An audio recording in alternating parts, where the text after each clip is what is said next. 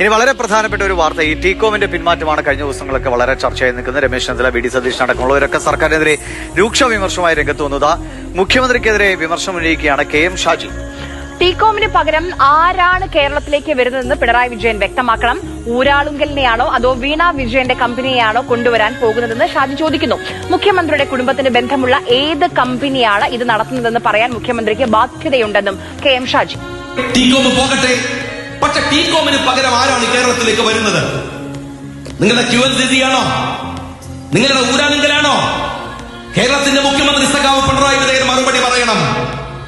ടീകോമിന് പകരം IT രംഗം വാഴാൻ വരുന്നത് ഊരാളുങ്കലാണോ?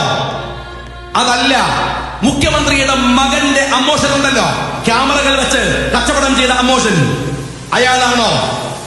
അതല്ല, മുഖ്യമന്ത്രിയുടെ മകൾ സാക്ഷാൽ വീണയാണോ? അതുമല്ല, മുഖ്യമന്ത്രിയുടെ കുടുംബത്തിന്